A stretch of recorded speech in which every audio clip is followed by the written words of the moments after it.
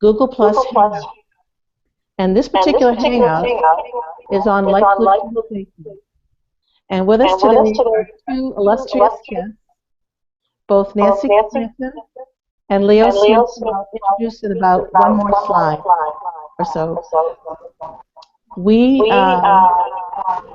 would like to put our presentation online here. In just a second.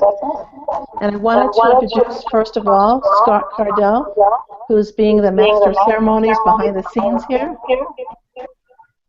He's been with IDA for about 4 years now. And my name is Connie Walker, and I'm with the National Optical Astronomy Observatory. We're both here in Tucson, Arizona. Scott would like to tell you just a few sentences about IDA. That's the International Dark Sky Association, for those of you who are not familiar with IDA. So the International Dark Sky Association is a non-profit based here in Tucson, as Connie told you. We've been in existence since 1988, and we just got off the line. I'm just going to ask, Nancy and Leo, are you hearing an echo? Because I certainly am. Uh-oh. Okay, well, if you don't mind, we're going to just try to get rid of the feedback here. We have had perfect running just a few minutes ago, and suddenly it started to do some feedback. Do you want me to move over here? We can try that. Okay.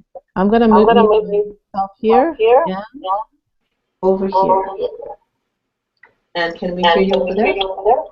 So hopefully that sounds is a little better now. It is better. See a thumbs up or a thumbs down? Excellent. Okay. As Connie told us when we got started, I'm Scott Cardell here with the International Dark Sky Association. We're based here in Tucson, Arizona. We're an environmental nonprofit group that was founded by people interested in stopping light pollution, specifically for astronomy. But over the years, we realized that there were many issues connected with light pollution and how light at night affects our health and how it affects the environment. And one of those issues is related to lighting and safety. And there are certain misconceptions that people have about light at night and what it does or doesn't do. We're going to talk today during this broadcast about some of those things, about light pollution and safety. And this year happens to be the International Year of Light. And so as part of the International Year of Light, IDA, for the International Dark Sky, IDA thought we could put together a series of 6 Google Plus Hangouts, and the third of which is on and light pollution.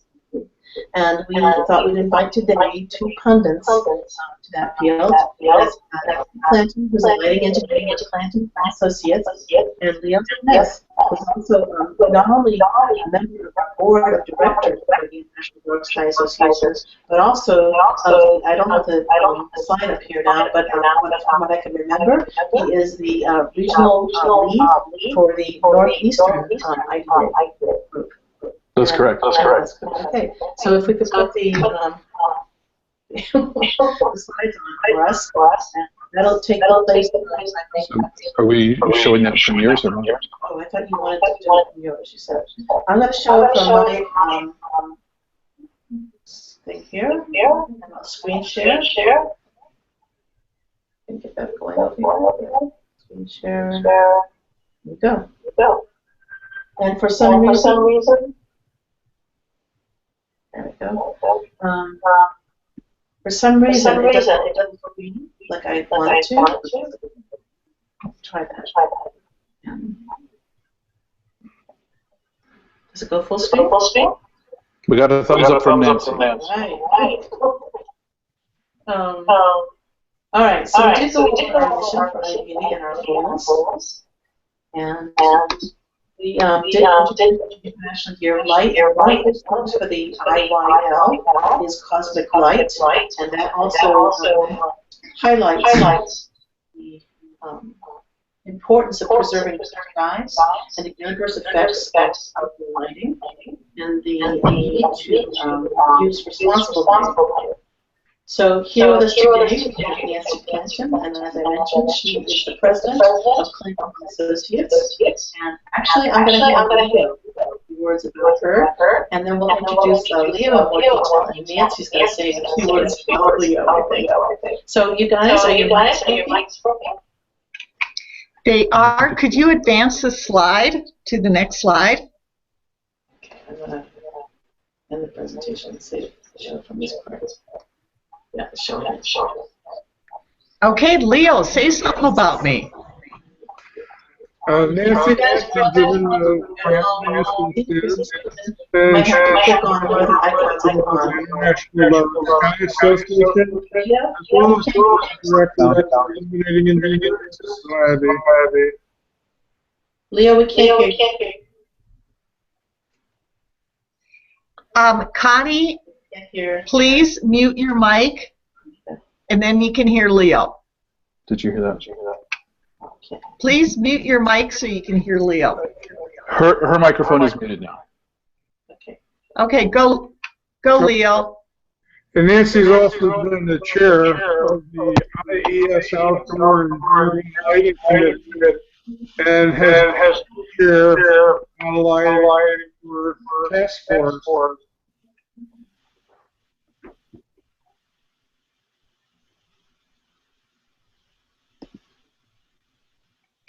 Okay, now I'm going to talk about Leo. Next slide, please.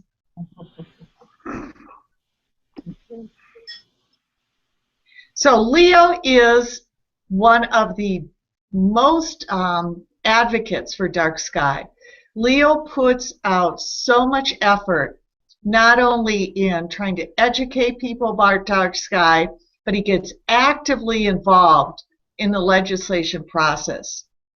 And I commend Leo for going to all of the East Coast states and trying to enact lighting ordinances, and we're very, very fortunate that he is on the IDA Board of Directors. Next slide.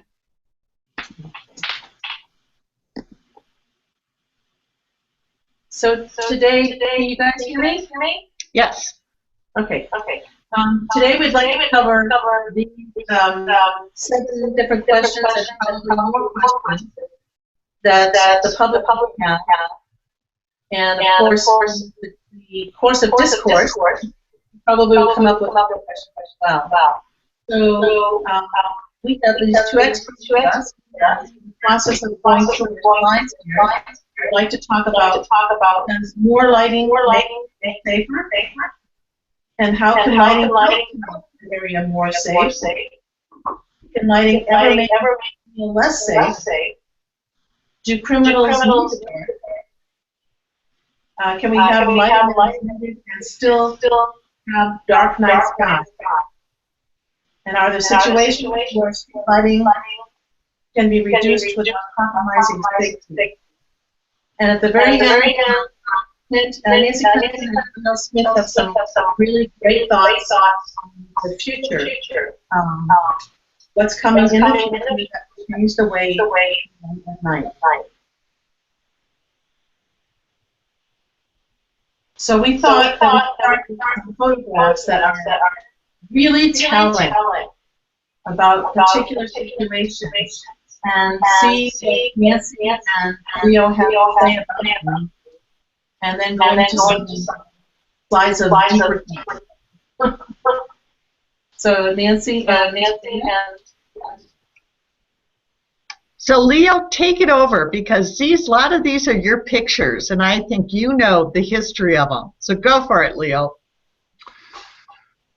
Outdoor lighting involves an effort on dark skies to reduce the amount where we have to the sky or does not go to the place of its intended purpose.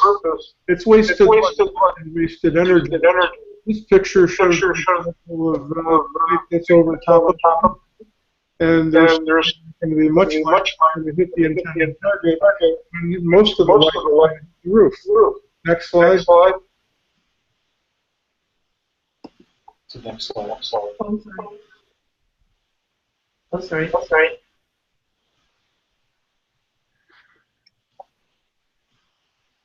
Oh, that is one of my photos. That's two floodlights mounted on top of a stop sign pointed on a driver. Perhaps the most dangerous thing you can imagine. Kind of defeats the purpose. Any more thoughts on this? This is definitely showing you of what you should not do. It's probably the worst lighting application I've ever seen. Very, very dangerous.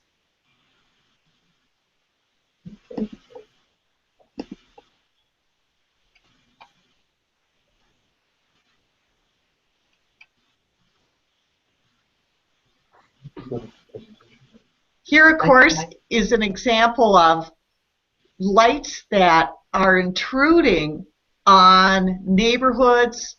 And even if you were out there trying to enjoy this space, whether it's a sports field or a car dealership lot, the glare from the lights are almost defeating everything that you're trying to accomplish. Next slide. Okay. So it doesn't show it? Yeah.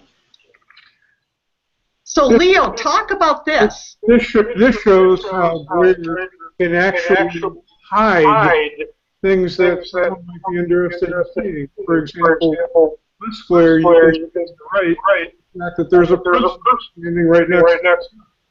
But where the glare is wrong, you don't see it. So glare hides your ability to see. Next slide. Okay. The same thing. You can see the picture in the gateway on the left side where there's a lot of, but stick your hand up and prevent the glare from coming into your eye. How much better you can see that person in the gateway on the right side. Okay, Leo, I have to ask Nancy hear the feedback from Leo. Not a lot of feedback, but Leo, speak into the microphone more.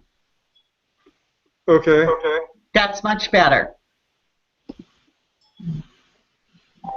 So next slide.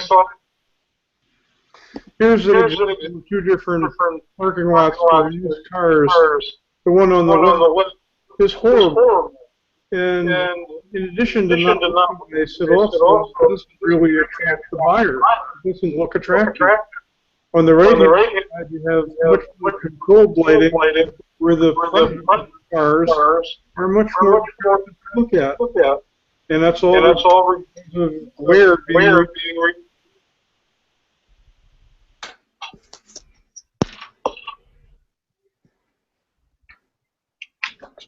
Next slide. There you go. Nancy, you take. Well, here you can see, as an example of security lighting, one of the most common practices is to put a big glaring floodlight right above your door. But if you were somebody trying to break into your house, no one could see you, as demonstrated in the next slide, which shows the burglar. So if you had a fully shielded light, you'd be able to see anybody that was close to the house.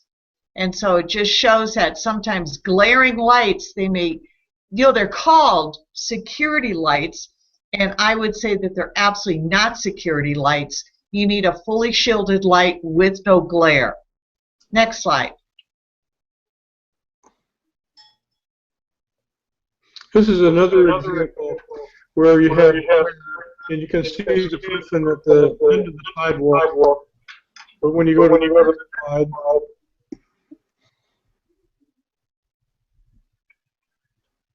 you really can't see that person there. It's right below the water, but you can't really see this person. And that's because of glare.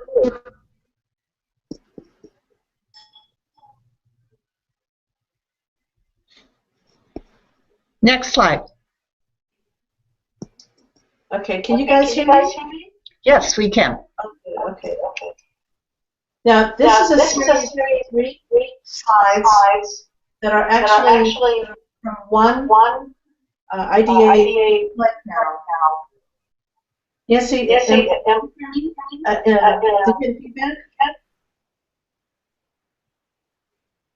Nancy, do you get the feedback? I do hear the feedback. Do you want me to present these slides? If you could. Okay. So the poster is a poster that IDA created, which is really great to be able to get out to the public and to the general people on what glare is all about. And the whole message here is that our perception is that brighter is safer, or back to the security light example. And this poster really is meaning to show that that's not the case. Next slide.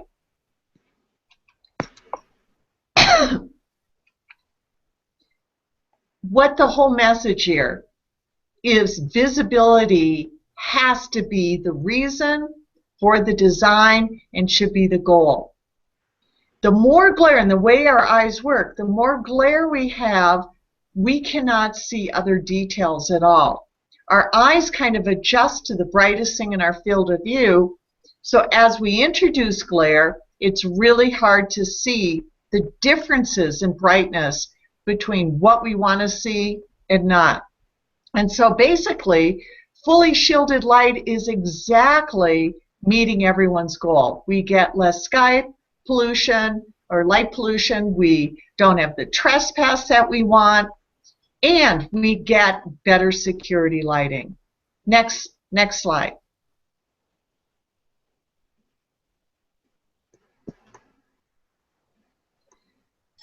So the whole message here, and again, I really commend IDA for putting this poster on.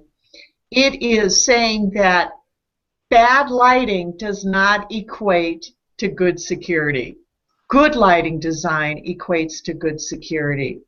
And in fact, if we have really bad lighting, the security is decreased.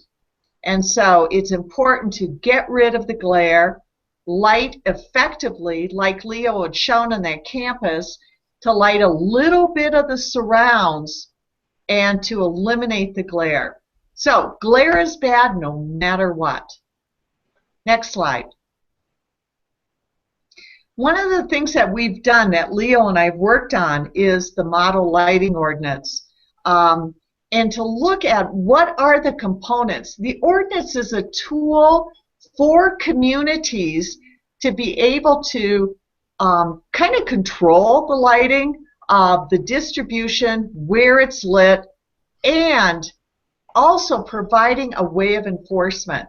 So these different elements, how much light, the light distribution, that's where is it going, spectral distribution, we're going to touch on that, on the differences between spectral contrast and what is environmentally unsafe or what contributes more to sky glow. And then, of course, controlling your light. But all of these we apply to what we call lighting zones, and those then go into the enforcement of the ordinances. Next slide.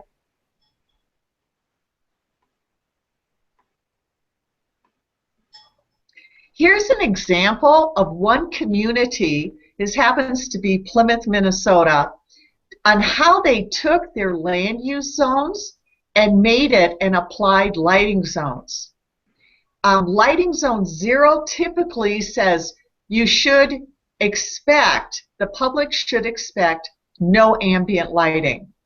This could be applied to either neighborhoods. Some neighborhoods would say we really don't want street lighting, or everyone should turn off their porch lights at a certain time. Or it could be to parks, to environmental issues where, over waterways where you really don't want lighting. So lighting zone 0 is an extremely important lighting zone. And even in New York City, they've talked about using lighting zone 0 into like Central Park and parts of it.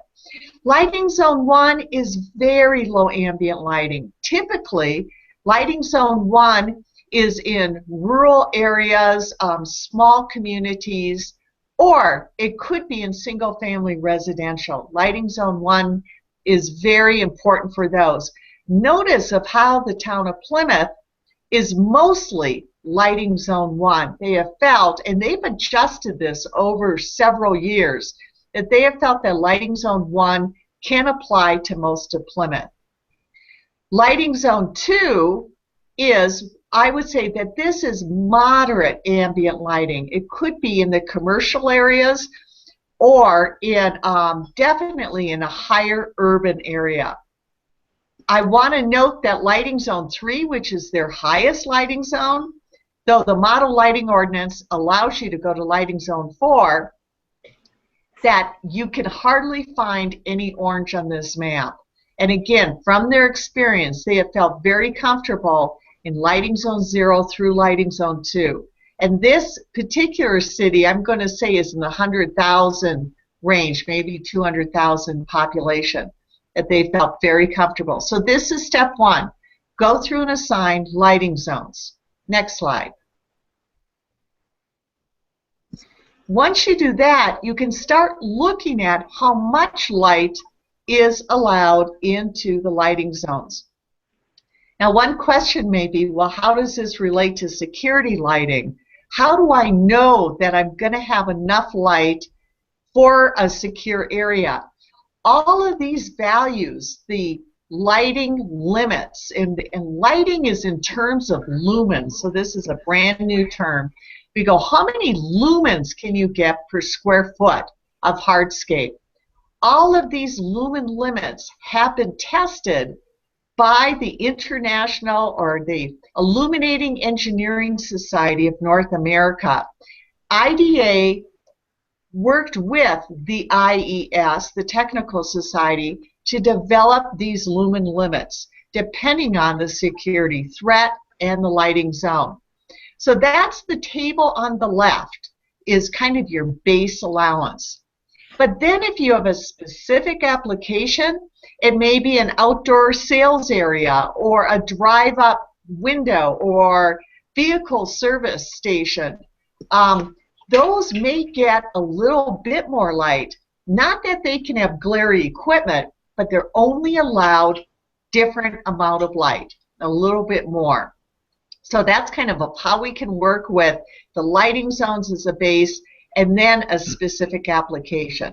Next slide. And Nancy, you know, a lot of people are probably a little new to the term lumen, even though that's a pretty standard thing in the lighting world. You know, old people like me grew up knowing about watts, and everything was measured in watts, which is a unit of power.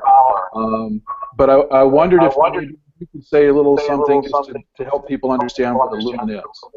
Oh, well, thank you very much. A lumen is how much light is emitted from a light source. A typical 60-watt incandescent light bulb puts out, and Leo, you're going to have to help me, but I'm going to say somewhere around 1,000 lumens, in that range. So if you go to the hardware store and buy light bulbs, you will see the wattage on the packaging and also a lumen of how much light that each of these put out. And they vary depending on the type of light source, whether it's a compact fluorescent, an LED light bulb, or an incandescent. So because they vary so much, that an incandescent 60-watt but a 10-watt LED light bulb could put out the same amount of light. That's one reason, Scott, why we decided not to go with watts, because of this new high efficacy equipment and technology. So lumens is exactly how much light the device, the light bulb, puts out. That's actually really great. You know, most people, I mean, we all need to really just be aware of the amount of light at night that's being used. And so people should really look at that lumen value instead of just the power.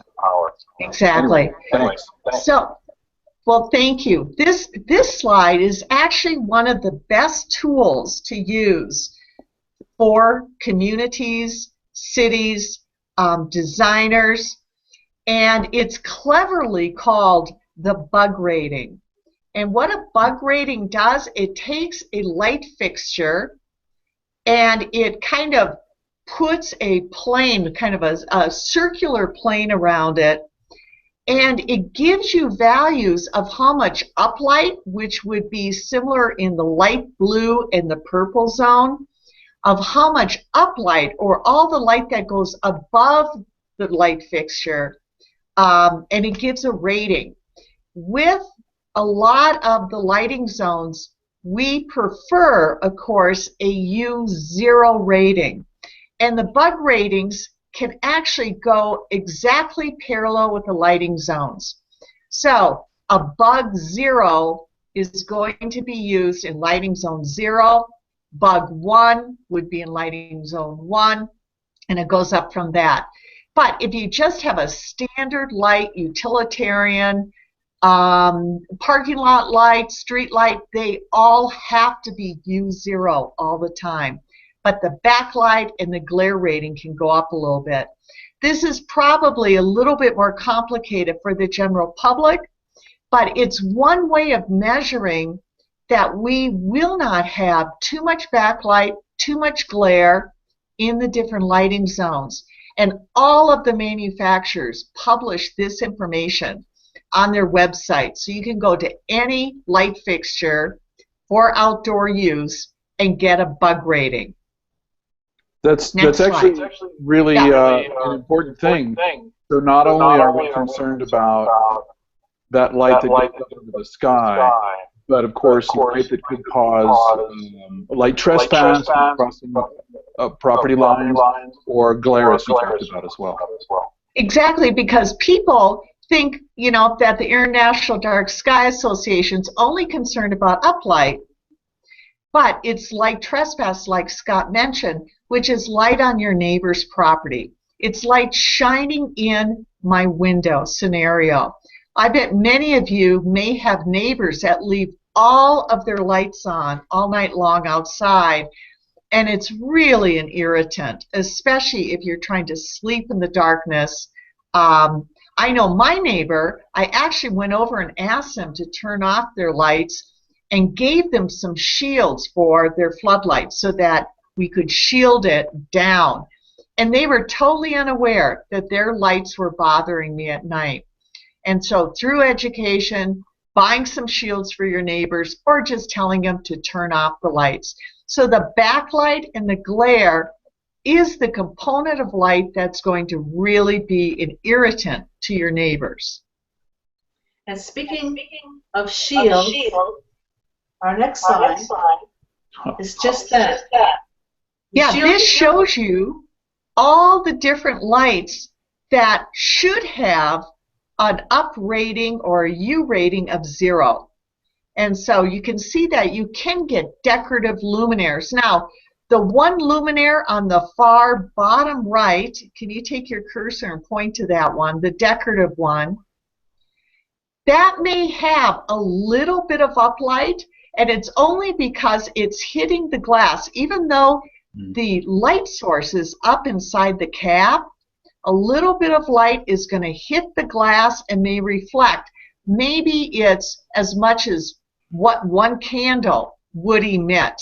And by the way, if you give as much light as a candle, a lit candle gives off, that's a U1. U0 means no uplight at all. But you're bumped into a U1 if you give off as much as a candle uplight. Wow. So it's still very, very pleasant, extremely low glare, but that may not have a U0 component. But all these other lights will have U0. I think this was Leo's slide. Leo, do you have anything else to add?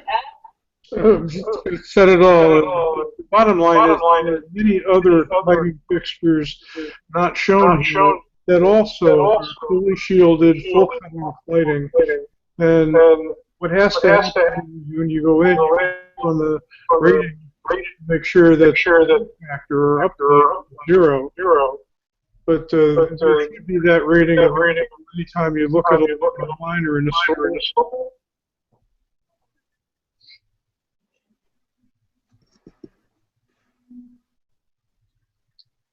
Color is huge. This is beginning to take more and more precedence in, we call it spectral characteristics. That's the fancy name for just the color that the light is emitting. And what we now know is that the bluer the content of light, the more harmful it is at night.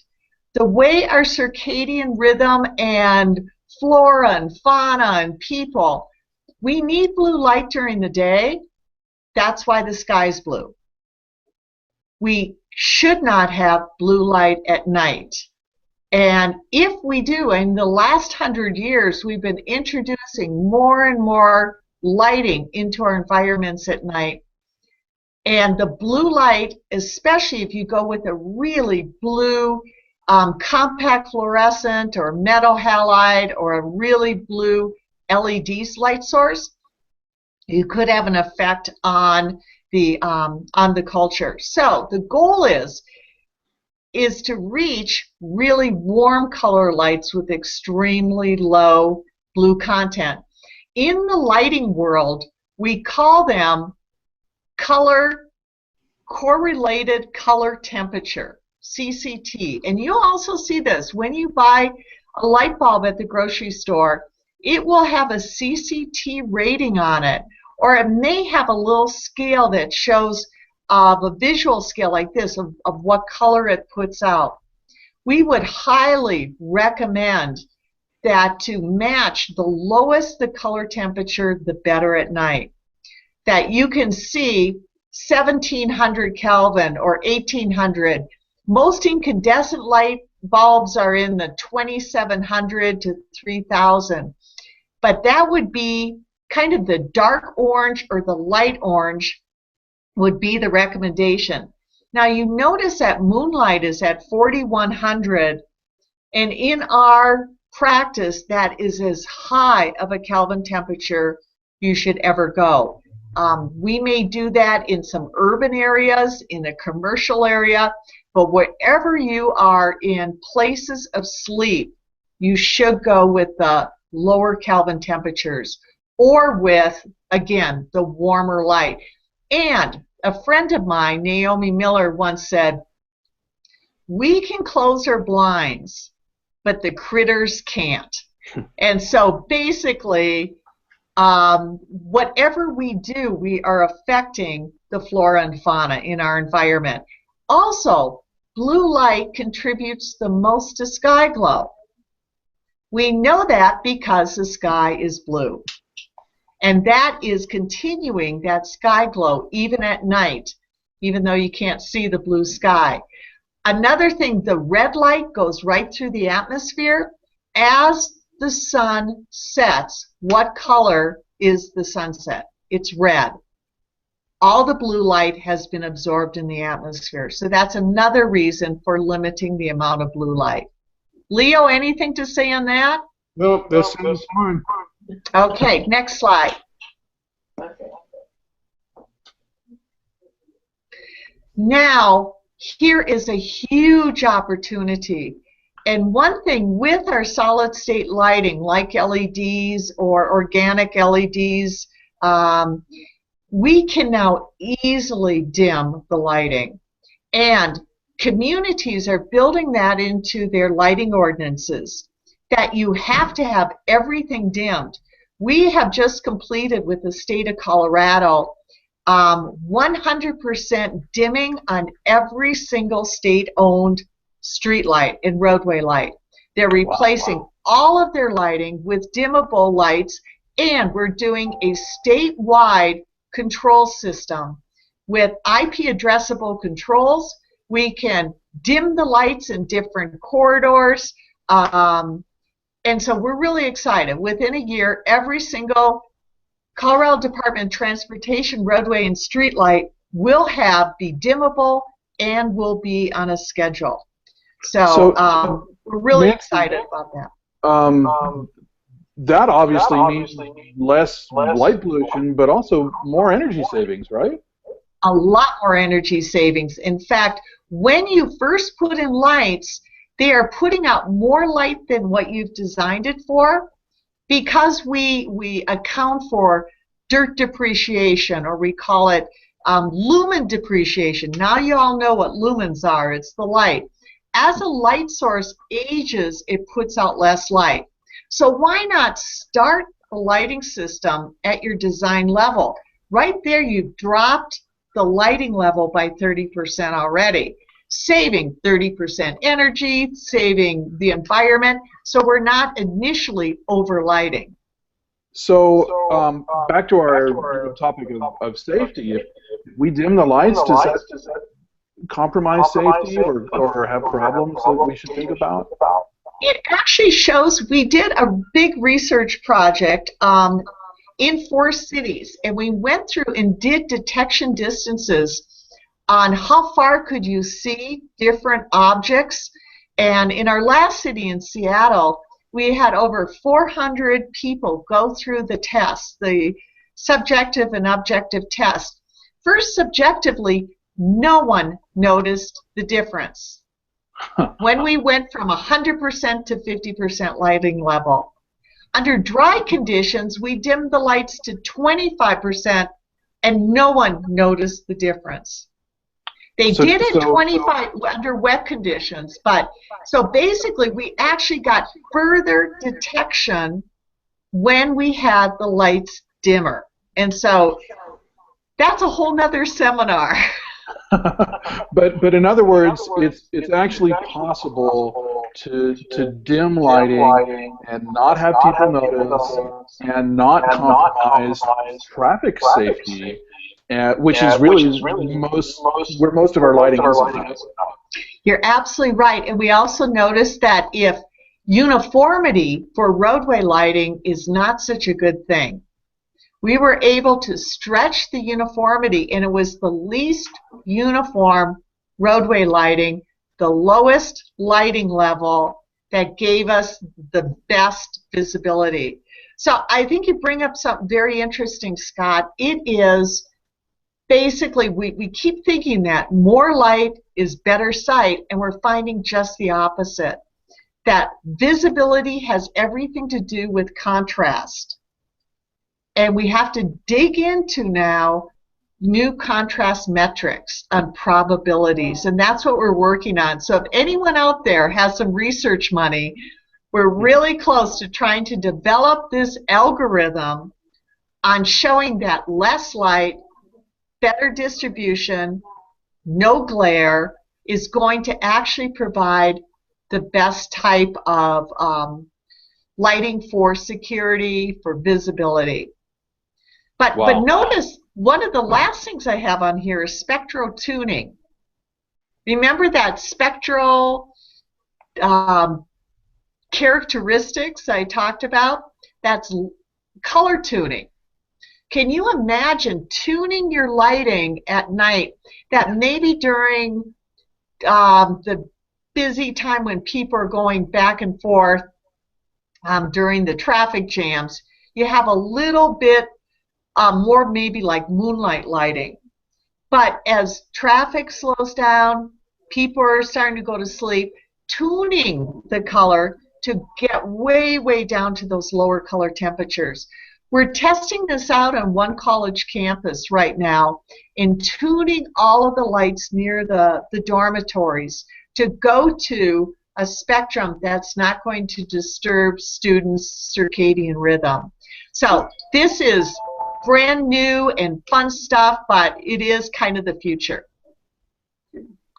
Next slide. Speaking of the future. Your phone is ringing. Yeah, speaking of the future, so here's kind of my dreaming.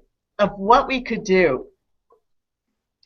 I really do think most of our outdoor lighting is being put up for all the wrong reasons.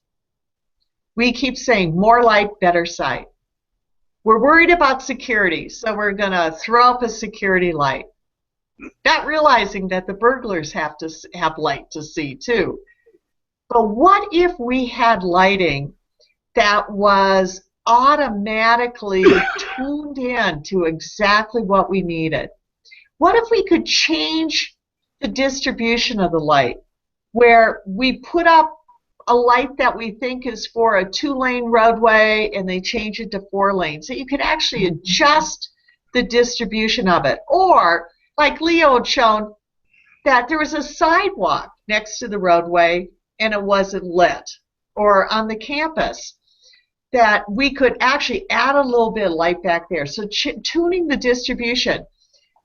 Definitely the spectrum, which I already discussed, and changing the spectrum depending on where you are. But what if we had pedestrian-controlled lighting? We've been working with some people with low vision, and what if they had an app on their phone that could provide some wayfinding lighting in a sidewalk, or to indicate where there's a crosswalk? And even better, for cars to know that somebody has low vision, so if they walk across the street, the car can't hit that person.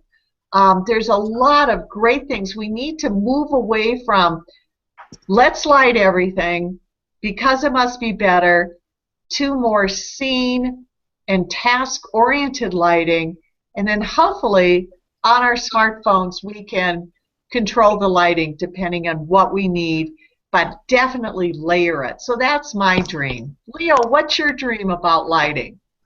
The first thing would be to take a look at street lighting.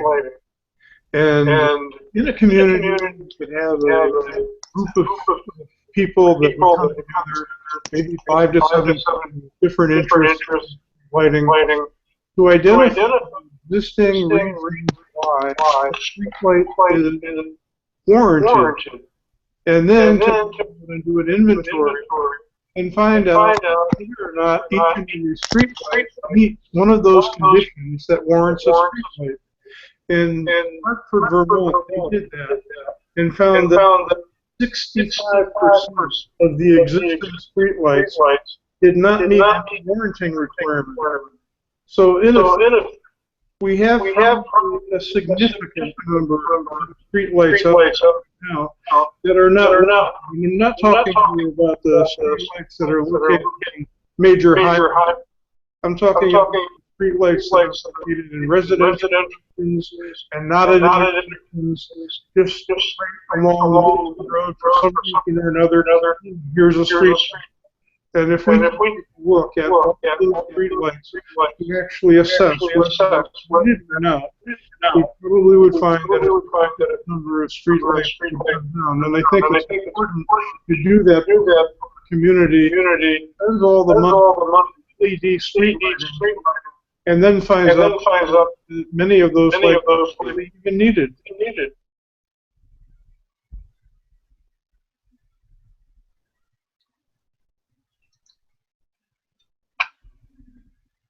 Okay. So the next slide. Go ahead, Connie. So I was just going to mention that Scott's controls have frozen up. So if people want to see individual people showing the very bottom, they have to click. Well, it's also possible that you're freezing up the line. Oh, there. Oh, it just says so. Yeah. So I think we're still because what we'd like is my screen sharing so you can see it. Can you see both of us now? Yes. Yeah. And there'll be some questions coming in, but I don't think he can control them. And I don't see. Let's read something. No, that was Okay. All right. Are you able to hear us now? Okay. What we'd like to do to keep you two talking about your future perceptions of the future, and he's going to reboot right now, and to get back on take questions. Is that okay with you?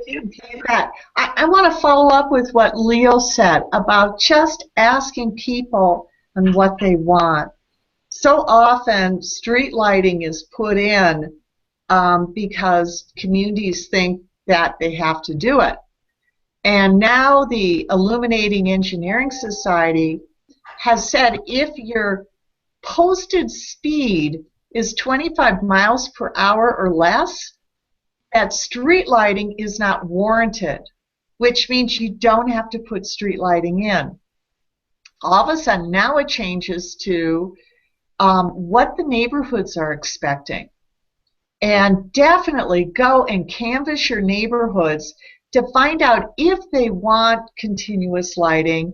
If they do, it could be more pedestrian-oriented, a lot smaller light post. It could be a lot warmer color. A lot of neighborhoods go, no, we don't want, we just want maybe a street light at the intersection. And even that can be low glare. But Leo is right on with ask your community and what they want. I live in Boulder, Colorado, and there's many, many neighborhoods here who have petitioned the city not to put street lighting in or to take out their street lighting.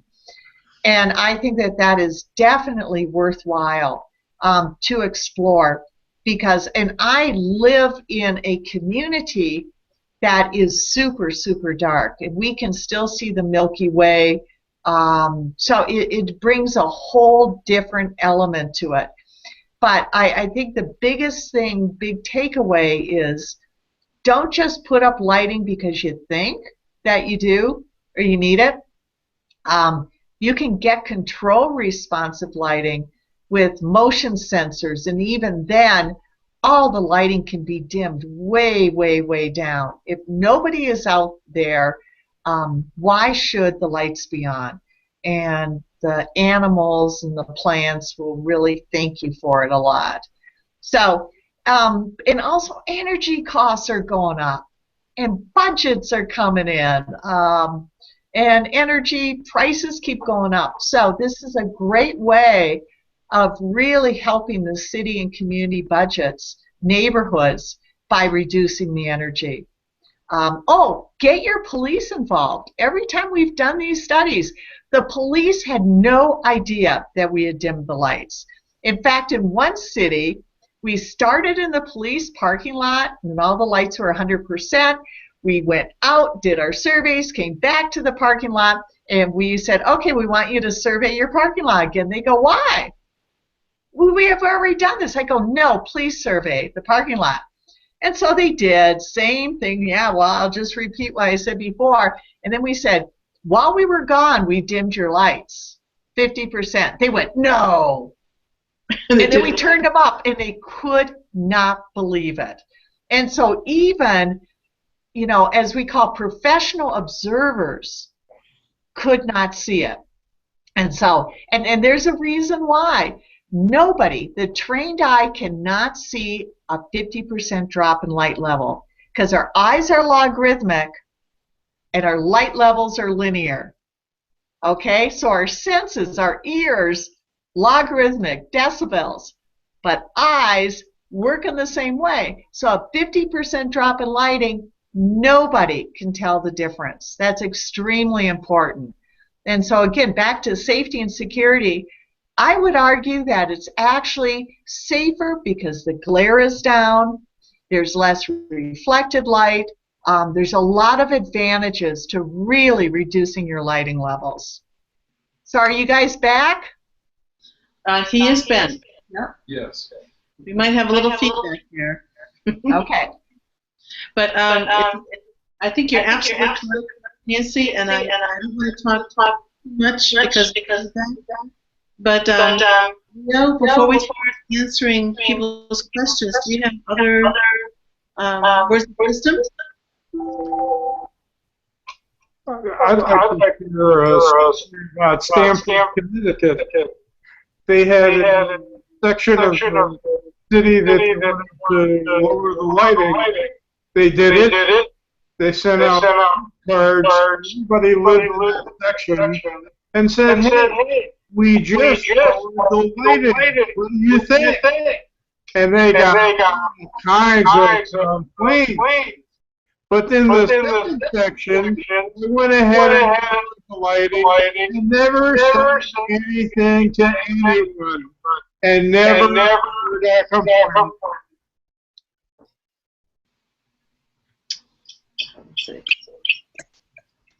All right, we're going to check to see some questions. Comment. Is from Audrey. I know has been watching, interested in this issue. He writes, "My dream is the city. This is possible today. This is urgent knowledge of how light pollution ecosystem."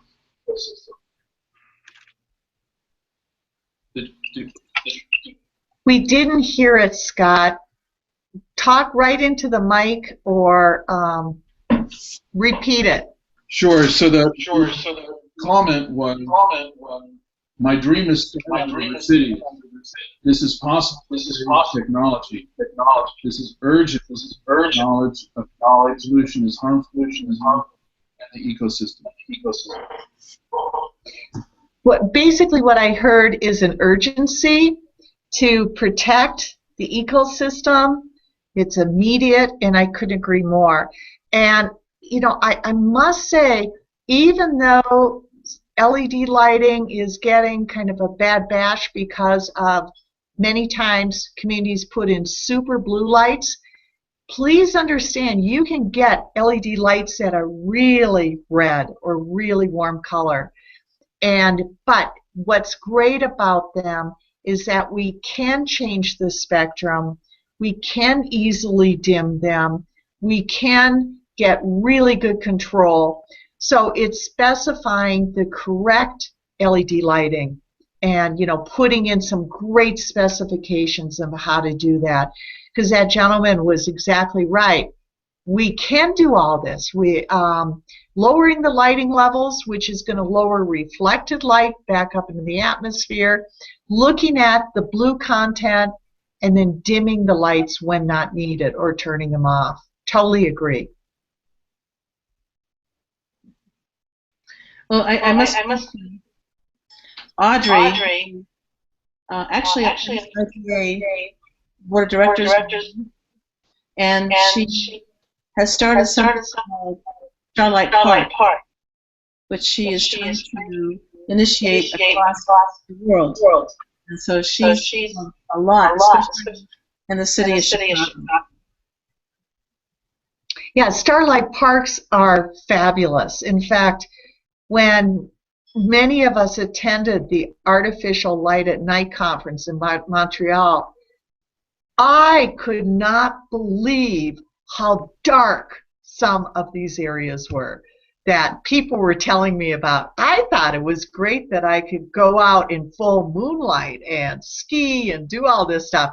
And when I started hearing about super dark spaces that you could see your shadow with planet light, I want to be there. I want to see that so badly. So, Audrey, let's go for it. Let's get more than starlight. Let's get planet light parks.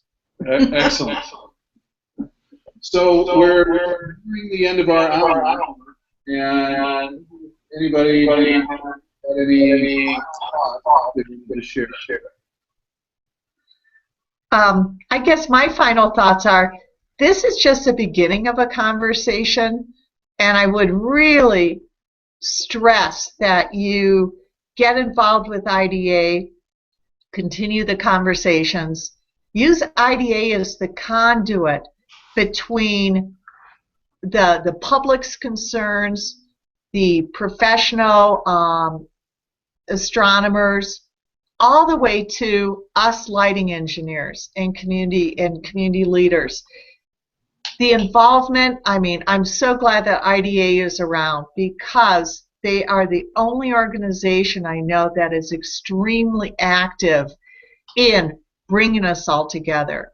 And so I'm learning a lot. I'm learning a lot from the astronomers and how sky glow is predicted, how it's measured, all of that. I need to know that information so that we can better design and better give advice to communities. Now, how about you, Leo? Looking forward, there will be major disruptive technologies that affect outdoor lighting, specifically as autonomous vehicles come to market. We will find that there will be less and less parking lot and street lighting, and at one point, they will go away. Well, that future is coming. Yeah. So I want to thank both of you today. I apologize for any sound. And for Connie being here as well from Astronomy Observatory. I a lot of ground to stop. And I'll tell you, plans to have another in July. We scheduled, and that focus more on wildlife, and we have two lined up for that. Noted. One is from he's helped to create the dark sky plate, and the other another worldwide on light in the environment. So it should be pretty exciting. We hope to have better audio. And here, we'll find the YouTube version of this Hangout. Yeah. So this is live now. The archive of the YouTube channel. We'll post links on us and our homepage. Absolutely. Yeah. And we apologize for technical difficulties. That's why I sound. But you know, thank the two of you for being on the Hangout. You guys are the and thank you for sharing your knowledge with the Thank you. Thank you. Our pleasure. Goodbye. Bye now. Bye.